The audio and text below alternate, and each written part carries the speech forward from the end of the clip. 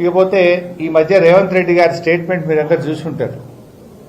ఏమన్నాడంటే, ఏదైనా బండి మీద తెలిసో తెలియక వేగంగా వెళ్తానో పెనాల్టీలు పడితే ప్రజల అకౌంట్ల నుంచి నేరుగా నగదు బదిలీ చేయాలని రేవంత్ రెడ్డి గారు ఆదేశాలు ఇచ్చారు.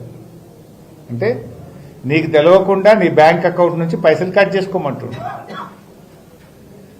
అంటే ట్రాఫిక్ ఛాలెంజ్ల పైన రేవంత్ రెడ్డి గారు ప్రజల అకౌంట్ల నుంచి నేరుగా బ్యాంకు నుంచి వాళ్ళకి చెప్పకుండానే, వాళ్ళకి తెలియకుండానే నగదు బదిలీ కట్ చేసుకోండి, గవర్నమెంట్ అకౌంట్లో వేసుకోండి అంటుండ్రు. కేసీఆర్ గారి హయాంలోనేమో నగదు బదిలీ ప్రజల అకౌంట్లోకి పంపిండు. రైతు బంధు డైరెక్ట్ ప్రజల అకౌంట్లో వేసిండు కేసీఆర్.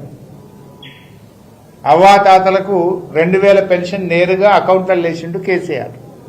కానీ రేవంత్ రెడ్డి ఏమంటుండు, ప్రజల అకౌంట్ల నుంచి లాక్కొని ప్రభుత్వ అకౌంట్లు వేసుకుంటా అంటుండు రేవంత్ రెడ్డి.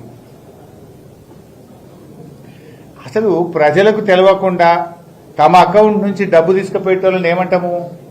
సైబర్ నేరగాళ్ళు అంటాం. సైబర్ నేరగాళ్ళు నీకు తెలియకుండా నీ అకౌంట్ల నుంచి పైసలు ఎత్తుకపోతారు. మరి సైబర్ నేరగాళ్లకు ఈ రేవంత్ రెడ్డికి తేడా ఏందో నాకైతే అర్థమవుతలేదు. నువ్వు డైరెక్ట్ కట్ చేయంటుండు. నేను అంటున్నా, రేవంత్ రెడ్డి ఎన్నికల ముందు మీరు ఏం చెప్పిండ్రు?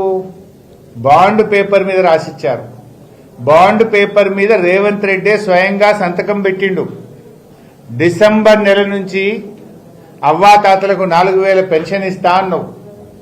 మహాలక్ష్మి కింద మహిళలకు 2500 ఇస్తా అన్నావు. తులం బంగారం ఇస్తా అన్నావు. మరి అవి ఏమైనాయి? నువ్వు బాండ్ పేపర్ మీద రాసిచ్చి నువ్వు స్వయంగా సంతకం పెట్టి ఒట్లు పెట్టుకున్నావు కదా.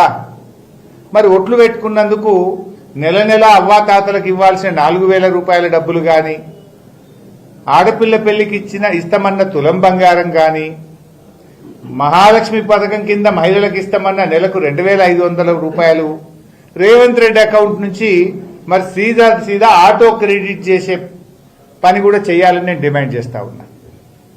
నువ్వు ఛాలెంజ్ డబ్బులు ఆటో క్రెడిట్ చేస్తా అంటున్నావు కదా బ్యాంకుల నుంచి.